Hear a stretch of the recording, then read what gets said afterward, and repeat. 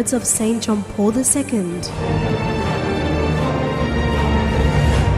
This is no time to be ashamed of the gospel. It is the time to preach it from the rooftops. Do not be afraid to break out of comfortable and routine modes of living in order to take up the challenge of making Christ known in the modern world.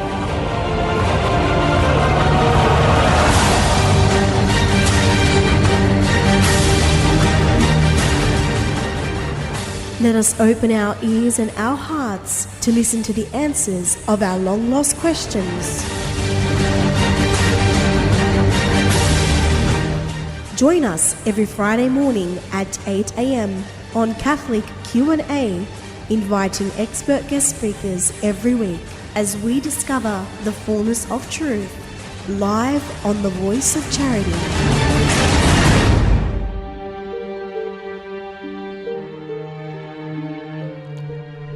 Good morning and welcome to Catholic Q&A Live. I'm Charbel Raish with you this morning on 17:01 a.m, the Voice of Charity, so that love may have a voice. It is a nice cold morning here in Sydney, and I'd like to welcome all our new listeners, those listening on the radio, 17:01 a.m, those who are tuned in via the website, voc.org.au, those on the live Facebook feed, welcome, and anyone else listening through the app, the VOC app. And if you have not yet got your app, please download it. It's a free app on the iTunes store as well as the Android store as well. So make sure you get your free VOC app, and you can listen to the Voice of Charity 24 hours a day, 7 days a week. We have a very special guest this morning, and he joins me. This man is a man of many talents, a convert to the Catholic faith, also a musician. He's also a professor of philosophy, he's an author of a book, and now a founder of a very exciting adult education centre. His name is Jeremy Bell, and he joins me this morning in the studio. Good morning, Jeremy. Good morning, Charbel. Thanks for having me. Thank you very much for coming in. I'm very excited about this show because you do have quite a range of talents that you've been involved in and what you're doing, and I'd love to get to know more, introduce to our listeners more about who you are and what you're doing, because it's very exciting where you're heading with this new venture with the adult formation and teaching. But maybe we should start from the top. Sure. So those, by the way, who are listening in from around the world, feel free to call in. The number's 96256 111. We'll take calls in the second half of the show, but just save that there. And those on Facebook, don't forget you can comment and ask any question, and I'll ask on your behalf. Jeremy, so who is Jeremy Bell? Tell us a bit about yourself, where you're from, and your upbringing. Okay. I was born in Sydney. I wasn't raised Catholic. I wasn't really raised in any religion.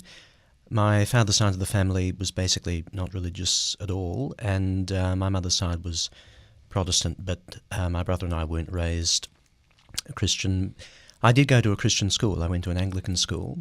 And up until about the age of 12 or 13, I thought of myself as Christian because that was what everyone around me was. And then when I was in my second year of high school, I had a religious studies teacher who presented what I would now call the Calvinist doctrine of predestination to us all. And according to him, this was just Christian teaching. So this meant basically, God decides whether you're going to go to heaven or go to hell, and you don't really have any say in it. At least that's how it came across to me. And the moment I heard that, I thought, well, okay, in that case, I'm not a Christian because that's horrible. So at that point, I gave up any sense of being a Christian. Then, right at the end of high school, I started reading some C.S. Lewis, and that changed my life. I had a kind of conversion experience straight away, and so I went to university. I started my arts degree as a Christian, and providentially at the same time I started getting involved with I forget what it was called now, but the predecessor organisation of what's now Artes Christi, and as a result of that I got to know some Catholics fairly well, and I started being introduced to Catholic literature, Catholic apologetics, and at that time, before that happened, I didn't really know much about the Catholic Church. I only knew the bits and pieces you pick up in the media and from popular history. And I was really interested right at the outset. And then for about 18 months or so, I was thinking, reading, talking to people, and at the end of that period I thought, okay, if I'm going to stay a Christian, I'm going to have to become a Catholic. So this was towards the end of my second year at university, and it's a long story, of course, but eventually, after a lot of struggles with that, I actually decided, no, I don't think I can be a Christian at all any longer. So I gave up faith completely for the better part of a decade then. And in that same period, I experienced same-sex attraction and eventually decided, okay, I'm gay. And I ended up being in a same-sex relationship for, a bit hard to date it, but let's say 4.5 years or so. And the only thing that, to begin with, made me break that relationship up was that I went overseas to study. And of course, sustaining a relationship when you're living overseas is not easy. I went to the University of Chicago to do my PhD in philosophy. And while I was there, my best friend in the program happened to be a Catholic. And it had, at that stage, been many years since I'd really thought seriously at all about religion, but talking with him made me think seriously about it again. And also my studies in philosophy made me think seriously about it again. And by about my 3rd or 4th year in the program, so I was about 30 years old at this time, I was thinking really seriously once more about religion, about Catholicism in particular. And, I mean, we can come back to what happened as far as same-sex attraction goes later, perhaps. Sure. But as far as becoming convinced of the Catholic faith went, basically I thought, okay, I can see, yes, I do believe that God exists, I accept that. And I think if you believe that God exists, then you have to think that He'd revealed Himself to us in some way. And at the time, for me, because of all the reading and thinking I'd done years before, as I say, in my first year at university, it was a pretty quick journey from there to Catholicism. And I was received into the church in early 2012, and I've never looked back. Wow, praise God. Welcome home. Thank you. Fantastic. Yeah, there's a lot there. Where do we start? Since then, let's talk about the journey. What you up until now, since becoming Catholic, work. You finished your degree. Did you? How was all the studies going? And what did you do professionally at the time? Okay, I finished my PhD in 2015, and just before I finished, actually, I started working at Campion College. Okay. Teaching history and then later on also philosophy, and that's where I'm still working at the moment. And excellent place, the Liberal Arts College. Shout out to those enrolled to Campion College, a fantastic college. It is, it's a fantastic place. And I'm doing that, and in the meantime, yes, as you mentioned earlier, I've set up this adult education school. Before I started teaching, obviously I was studying, but I also supported myself teaching piano. I did that for on and off for about 4 or 5 years, and that was great fun. I still play whenever I have the time, which is not often, and I play organ for my local church. I think, like lots of people, I pretend I can play the organ when really I'm a pianist, but no one seems to notice the difference. I wouldn't know the difference. What is the difference? You've got two levels there on the organ, and you've got the piano. Well, you've got the 2 levels, but you've also got the pedals. Pedals, yes. Yes, if you're a real organist, you can actually use the pedals. I'm whereas amazed how you do that. Well, no, I don't. I don't touch the pedals. I press buttons that make it sound as if the pedals are on, but I don't touch them myself. Very good. Now, I guess before we talk about the exciting venture that you've just launched, I'd like to really build up to that, because I think that's a very exciting course. Let's go back a bit and talk. You've also co-authored a book, Two Men Talking About Marriage. That's right. Tell us a bit about that and how that came about. Okay. As I said, I was in a same-sex relationship for quite a long time, and I should actually say something about how I came to change my mind about the whole issue of same-sex attraction. Yeah. This was before I decided I was going to become Catholic, although it was in the back of my mind. I was back in Sydney. This was in 2010. So I was still doing my PhD in Chicago, and I was back in Sydney for the American summer break, winter. And at that time, the whole issue of same-sex marriage was really in the media in a big way for the first, maybe not for the first time, but certainly I was first conscious of it at that time. And my partner and I, while we'd been together, had talked about maybe getting married if that ever became an option. And I didn't really have strong feelings about it one way or the other. But at this stage I thought, well, okay, I actually need to get clear. What do I think about this? And so I started thinking, well, all right, is there supposed to be some kind of difference between two men or two women who are in love and a man and a woman in love? Why should a man and a woman be able to get married and not two men or two women? And when I started thinking about this, I thought, well, okay, obviously when a man and a woman fall in love and they live together, they can have children. As a result of their love life, they can have children. Mm-hmm. Whereas, of course, that's not true for two men or two women. They can adopt children, or one of them can donate sperm or ovum or whatever it might be, and you can bring a child into the world that way. But still, you can't actually have children together through your sexual relationship. And that's obvious, but it really struck me at the time, well, that's important. It does mean that there's something importantly different about a same-sex relationship. It doesn't necessarily mean there's anything wrong with it, but it does mean it doesn't have the same meaning. That was the way I put it to myself. It doesn't have the same meaning as a heterosexual relationship. Now, that was the seed, if you like.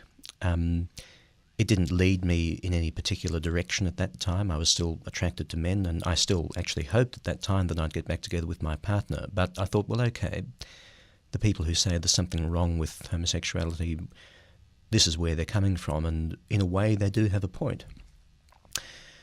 And then a couple of years later, on the basis of that starting point, I thought, well, yes, this does actually mean there is something, in one sense, unnatural, against nature, about same-sex relationships. And I would say even before I became a Catholic, that was something that I reconciled myself to, if you like. I can say more about that if you'd like, but that was the first part of my journey in that direction. And to come back to the book now, the book wasn't my idea. My co-author, John McCann, proposed that we write this book because the same-sex marriage debate was heating up again. This was early last year, or maybe the year before, I forget now. But in any case, let's say a couple of years ago, he said he thought we should write something together on marriage, defending the Church's position.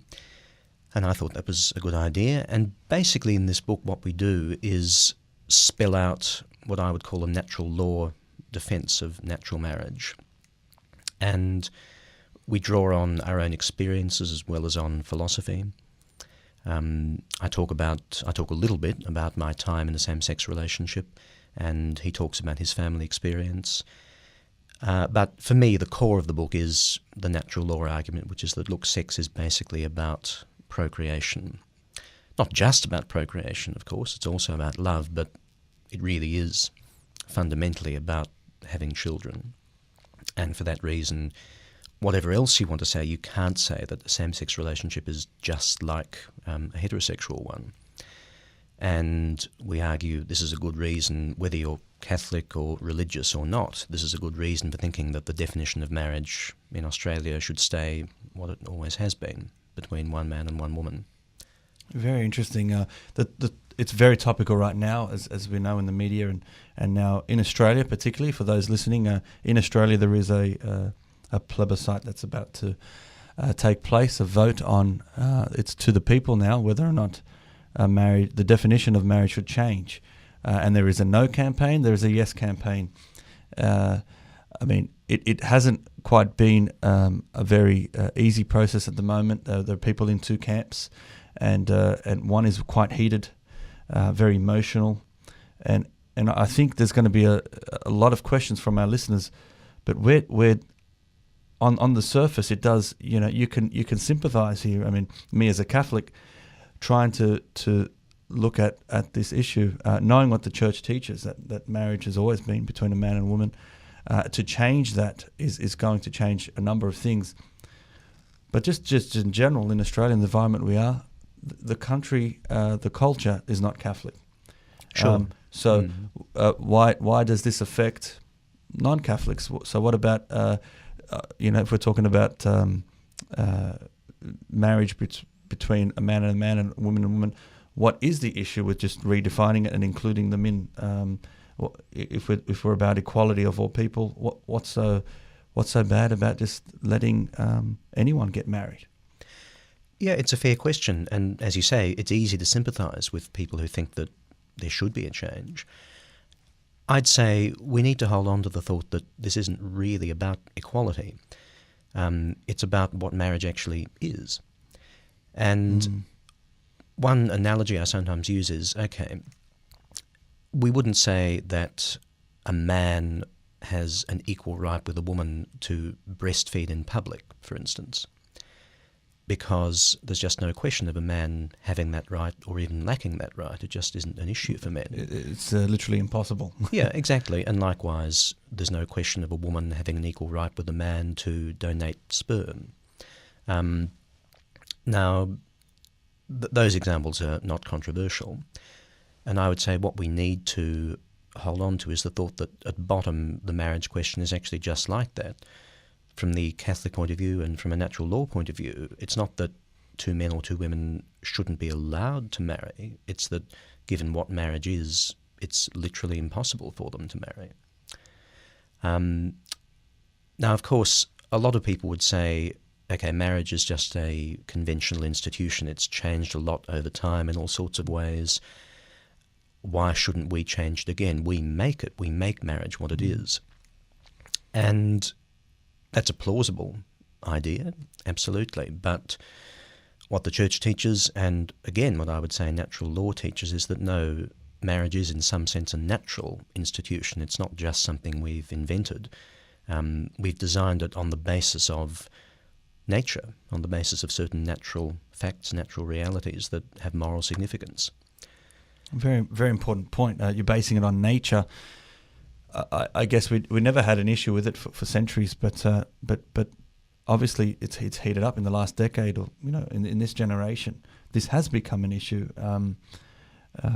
I guess yourself at the time when you were in your relationship and you were discussing whether to get married, and tell us a bit about were you around others like-minded with you thinking about this issue? What I notice, it's quite emotional right now, and where do we begin in even dialoguing or talking about this issue in a way that's not going to just completely destroy people's friendships over disagreeing about something that is certainly quite important, but I just find it's a subject that we can't even talk about peacefully anymore. It's a heated discussion. Where do we begin? Of course, I have many friends in the church has never claimed, by changing the definition, is not implying that those who are same-sex attracted are any less than those who are not. Right. So how do we get to the bottom? How do we get to the core? What is it that really is hurting in this debate that's not allowing us to have a civil discussion about it? Okay, I'd say firstly, we can have civil discussions about it, and people do all the time. Not always in the public sphere. I think this is a good point. It's especially hard. It's especially hard. For instance, when there was a Q&A devoted to this issue, or largely devoted to this issue. I think it was 2 years ago, and Katie Faust came out from America. She was on the panel, and that certainly got heated. Sam Dastiari was one of the other panellists, and he got quite vehement at one point, as did some of the questioners. There's nothing we can really do about that. That's bound to happen. But that's not a reason not to engage in public debate. And I'd say just as importantly, when it comes to our private conversations with friends, work colleagues, people we meet online or whatever it might be, obviously we need to be respectful. We mustn't make this about individuals, and We mustn't name call, we mustn't be rude, and we need to be civil, and we need to be clear at the same time. We need to say, well, look, this is what I believe, and here are some of the reasons. I would say, as much as we can, we need to stress, look, this isn't just about what I believe because I'm Catholic, or for that matter, because I'm Protestant or Jewish or Muslim. This is about what I believe because I think it's what is by nature right.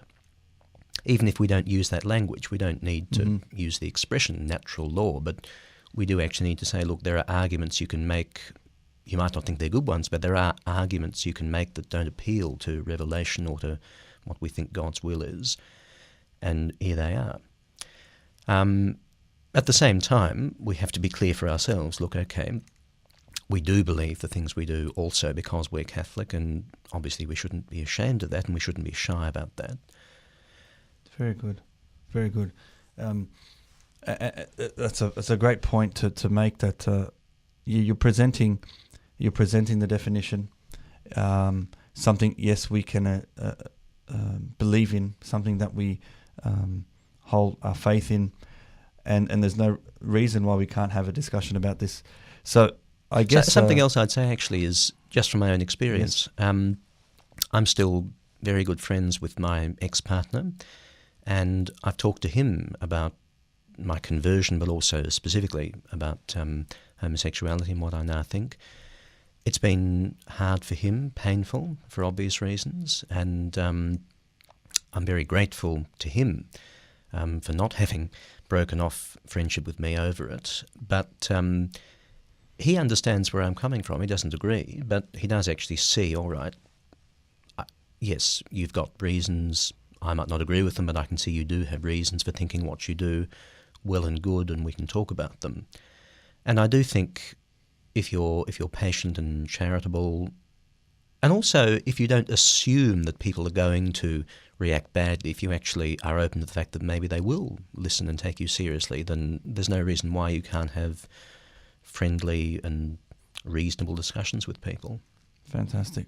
That's good. That's a breath of fresh air to hear that that this is happening. I think this is our opportunity now in the media, because we tend to hear any, it's quite lopsided. We see one argument constantly in the media, but it's good to now let listeners know, and people out there are discussions happening face to face. People are open, and in your case, you've really thought through the issue and have come to a conclusion. And so it's probably good to tell the listeners now you are actually married, newly married right now. Yes, that's right. And End of April I got married this year.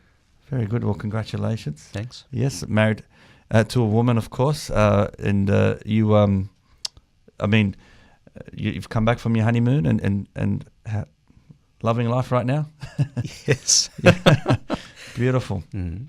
So congratulations. And it's a beautiful moment. And now you've experienced, that such a life-changing moment. It's something that's a beautiful celebration, and some would say, and I don't want to spend the rest of the show on this, but I know there's lots of questions about this issue, but those who are still talking about the issue, same-sex attraction, they want to experience that love that you just experienced. You just had a wedding. Right.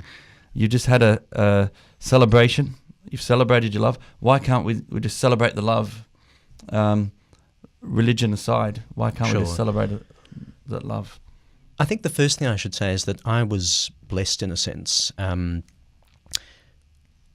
the end of 2010, the same year, as I said, when I first really thought about same-sex marriage,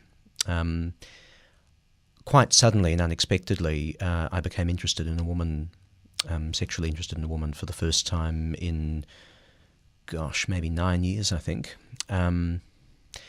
And that didn't go anywhere. It wasn't successful. But I rediscovered an interest in women, and I was able, later to find a woman, get married, and that was fine. Now, I don't have any doubt that for some people who are same-sex attracted, that will not happen to them, even if they wanted to. And of course, there are people who experience same-sex attraction who really wish that they didn't, and who really wish that they could feel the way about women if they're a man, or men if they're a woman, as they do about their own sex, and wish that they could have children.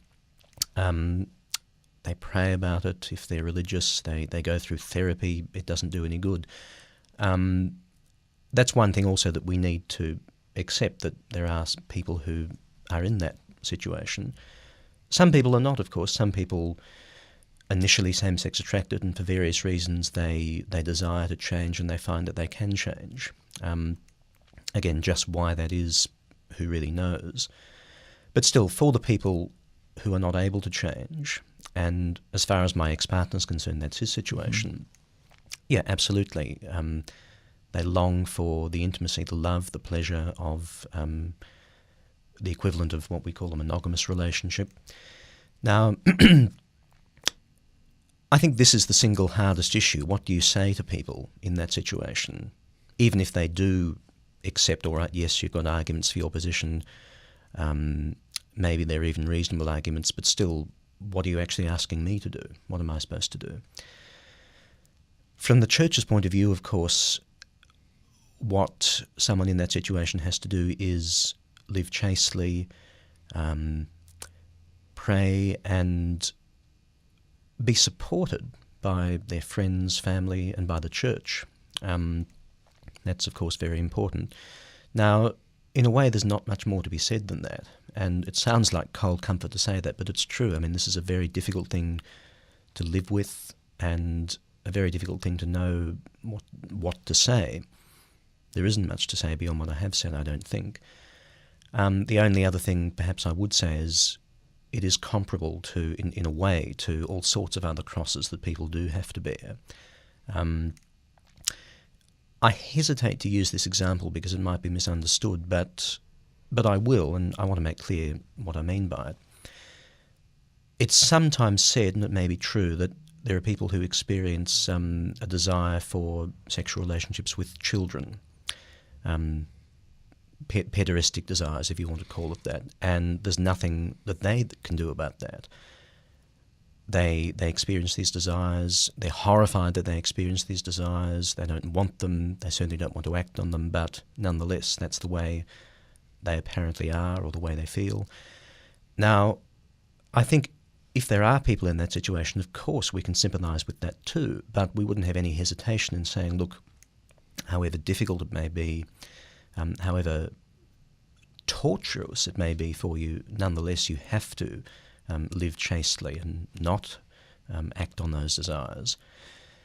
Now, as I say, my reason for making that comparison is not because I'm saying same-sex attraction is like being attracted to children. It's not that. That isn't the point at all. The point is just that we do recognise there are cases when people feel powerful emotions, desires that they desperately want to act on, and feel that they can't be happy if they don't act on them, but still we do accept, nonetheless, I'm sorry, you can't, you mustn't. That's hard, and it's so easy for us who don't experience those desires to say that, but still we have to say that because it's the truth. That's a very good point.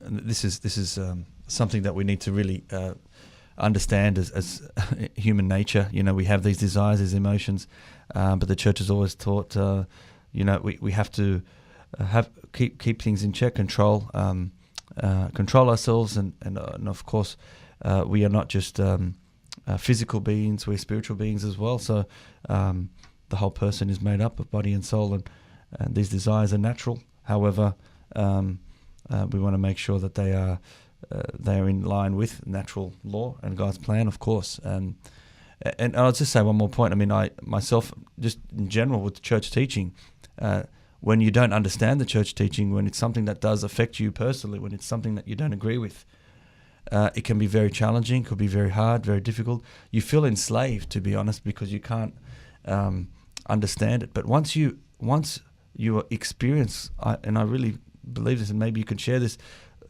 God's love, God's grace, once you accept the teachings of the church, something just can transform you, and you have this sense of real freedom because you accept God's teachings, and now we're free to be who we are meant to be, and that's where true joy can come from.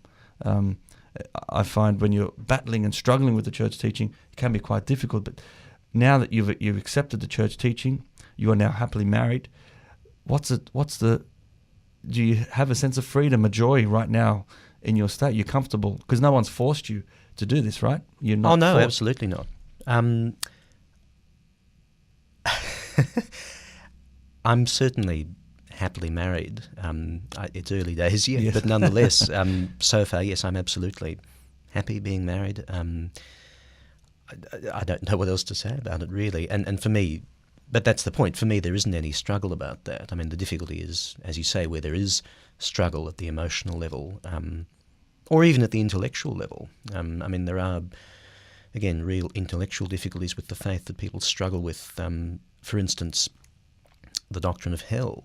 I mean, this for me was, and in a way remains, a big thing when I was making up my mind to be received into the church. I thought, well, look, can I really accept that some people suffer eternally, that a just, merciful God makes people suffer eternally?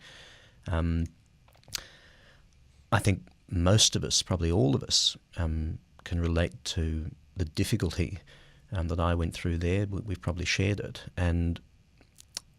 But, yeah, as you say, at some point you come to accept it, and even if you're not necessarily happy with it, you accept it, you recognise this is part of being a Catholic, part of accepting the Catholic faith, and yeah, it doesn't have to be a source of misery to you. It doesn't have to be a source of constant unhappiness or sadness. It is a kind of cross, but it's one that you live with happily. Okay, very good. We are with Jeremy Bell and talking about his personal testimony, and it's an amazing one as we go through this. You feel free to call in 9625 6111. All questions are welcome. We are here for the next 15 minutes until 9 a.m.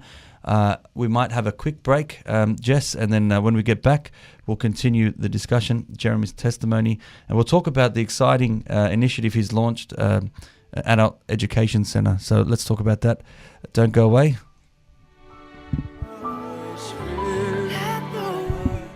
Welcome back to Catholic Q&A Live. Hope you're enjoying the beautiful music here this morning.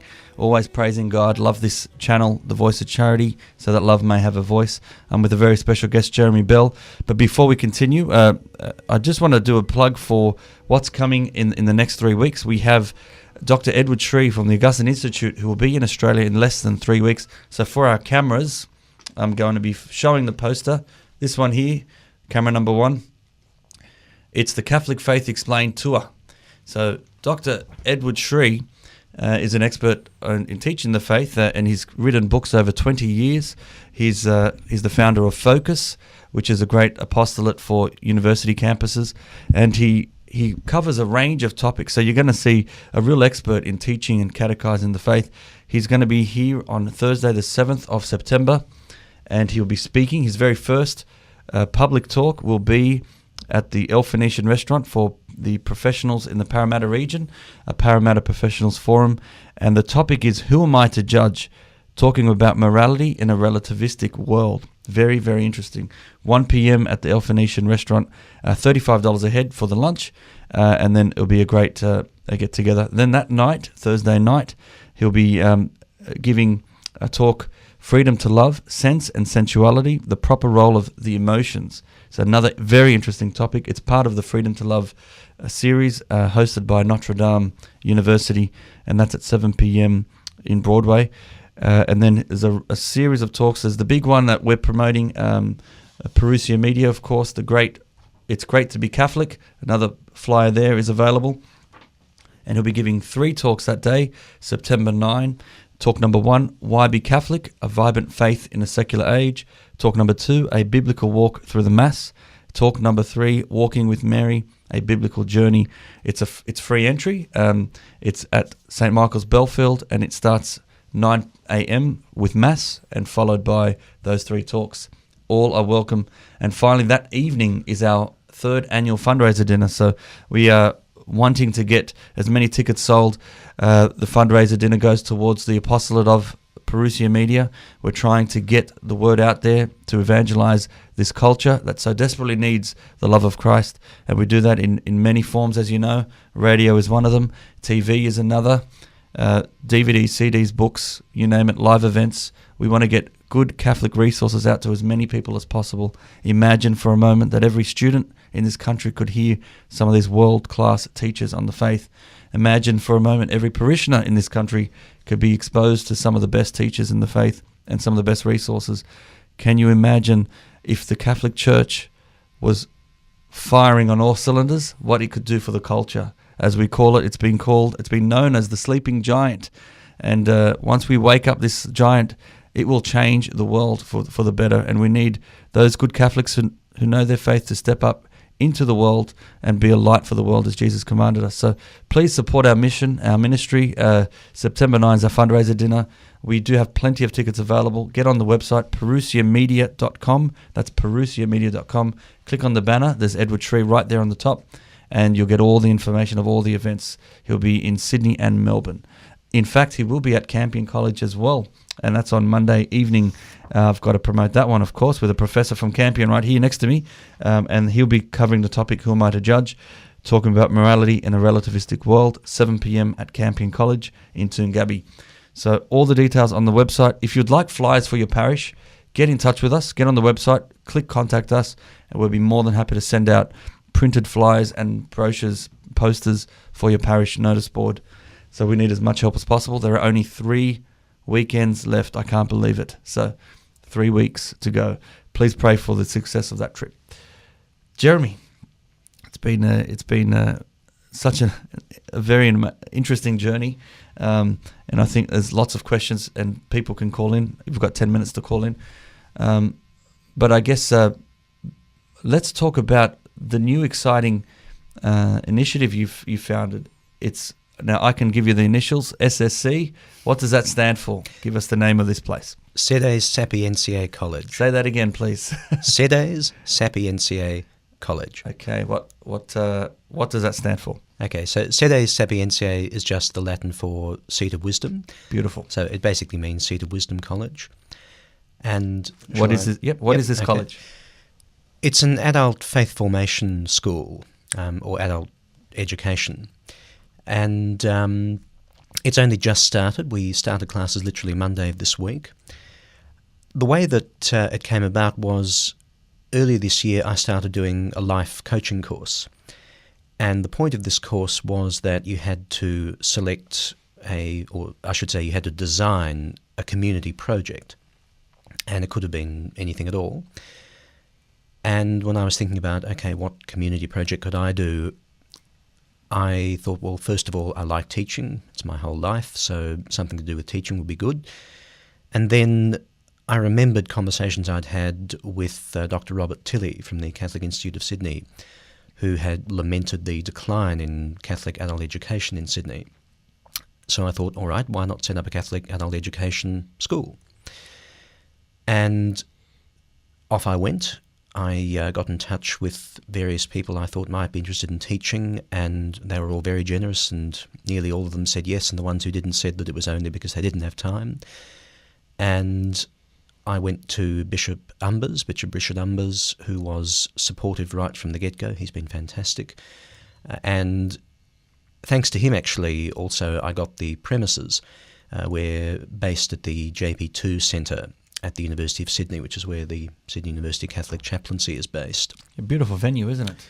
It is. No, it's a great venue. And, it's a nice venue. It's got 7 spaces where we can hold classes, and it's easily accessible. It's right near Redfern Station and also pretty close to Central. And we're getting that for free, and for that I really must thank Daniel Hill at the chaplaincy. It's fantastic. So, as I say, we started classes this week, and apart from the obvious things in a Catholic adult faith formation school, we've got history, apologetics, stuff on the Bible. I want there to be a strongly Thomist focus in the school. In other words, I want there to be a lot of stuff on Thomas Aquinas. I actually didn't discover Aquinas really until after I'd become Catholic. He wasn't part of my intellectual journey, you might say. But once I had become Catholic and I started looking into him, I thought he was terrific. And I love teaching him. And of course, lots of Catholics, in fact, well, I shouldn't say lots, most Catholics know the name of Thomas Aquinas and they know that he's important for the Church, but they don't necessarily have the opportunity to learn much about him or to read him. And I think that's a bit of a shame because he is terrific and he's actually not too difficult once you get past the strange language he uses. Mm-hmm. So I'm teaching a course at the moment on Aquinas and the problem of evil. I'll be teaching a course later this year on the 5 ways, his 5 ways of proving the existence of God. And I'm hoping that in the future we'll always have at least one course on something to do with Aquinas' thought at any given time. But that's enough about my teaching. I mean, to say a bit more about what else is on offer just now, Robert Tilley is teaching a course called The Bible is Catholic. And Sister Mary Ephraim is teaching an introduction to philosophy. Meg Griffin will be teaching a course starting next week, next Wednesday, on Gregorian chant. Oh, wow. So not yet started. Can anyone enroll? Absolutely. Anyone can enroll in that. Fantastic. We're open for enrolments right up until the day the course starts. So if I'm a listener now, where do I go? How do I enroll? Okay, we have a website. I'm type this in sure right I'll get now. this wrong. If you just do a Google search for Sede Sapientiae College, it should come up. I think it should come up first. Sapien. Can we spell that second word? Yeah, for of us? course. SAPIENTIAAE. Okay. Let's have a look. I'm going to post this for the listeners on our Facebook page. Get on the Parousia Media Facebook page. There it is, first on the search. And I'll post that so they can get on the website. And, That's right, yep. And then enroll that way. Absolutely. And Excellent. we'd love to have as many people as we can. And you'll be able to see on the website the courses that we're offering later in the year. I won't remember them all offhand, but there's going to be a course on Eileen O'Connor, Fantastic. who is the next candidate for sainthood, the next possible Australian saint. And Robert Haddad is going to be giving a course on apologetics. They're the 2 I can immediately remember. Oh, that's right. Matt Tan is giving a course on Catholicism and pop culture. And yeah, I won't remember the rest, but No yeah, problem. there are lots of things Quite coming a up. few, and this is only the beginning, which is quite exciting. You'll be offering other topics, other courses in the future, I'm sure. Absolutely. And look, I'm very open to teaching or having people teach virtually anything that's related in some way to Catholic faith, Catholic history. And yes, for that matter, those of you who might be interested in teaching, please get in touch. I'm on the lookout for teachers. Fantastic. Yeah, I've just posted that on the Facebook page. We also have uploaded it, the brochure on the Parousia Media website for those who want to have a look at that as well. Very exciting. It's so much needed in this day and age. We need to really sort of rediscover our faith, relearn almost. As adults, we're sort of re-educating ourselves, aren't we, in the faith? How has it been so far, enrollments? Enrollments are pretty good. I think I won't get the numbers right, but I believe there are something like 15 in Robert Tilley's course, and there are 6 in my Problem of Evil course. I'm not sure about the numbers for the others, but we didn't have any particular I didn't have any particular expectations to start with about how we'd go, but yeah, we've got enrollments and hopefully we'll get more. You're underway. Fantastic. Thank God for that. We'll be promoting this throughout our work here at Parousia Media, and we can't endorse a better institution right now. Right now, it's a fantastic option for adult faith formation, and that's something we are passionate about. So, congratulations and well done. Praying for the success of this. Sede Sapientiae College. Did I say that right? Pretty much.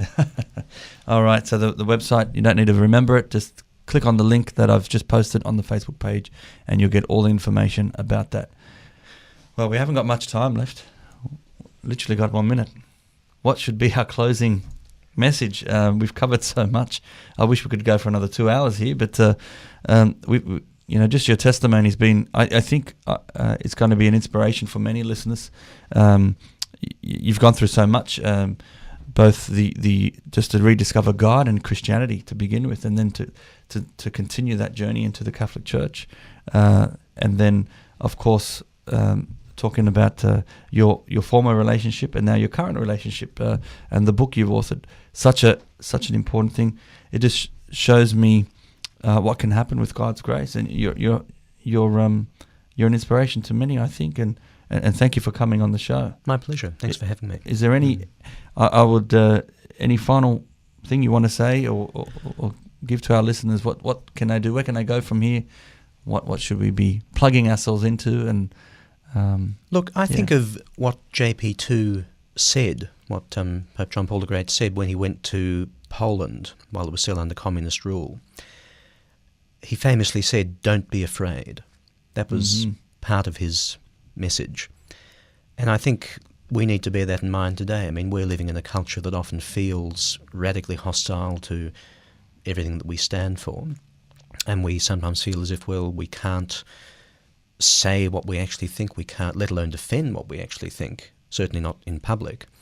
And I think we need to get over that, basically. We mustn't be afraid. Beautiful. Yeah, beautiful. Can't say it any better. Be not afraid. Great. Thank you so much. And we'll be praying for you and the work you're doing at both Campion and at the SSC, if I could just leave it at Sure. Seat of Wisdom College. Beautiful stuff. And thank you for joining me. And please keep us in the prayers as well. I will. Thank you. Fantastic. We are with Jeremy Bell, and that was another week of Catholic Q&A Live. Tune in next week. We'll be showcasing pre-recording Father Rob Galea. We have his testimony next week, followed by the week after Father Johanna as well, who's going to be on talking about the Maronite spirituality, which is an interesting topic as well. And following that, Dr. Edward Tree will be in Australia, so please pray for the success of that trip. Get involved and visit us at parousiamedia.com. Thanks again for joining us. Until next week, have a blessed week. God bless.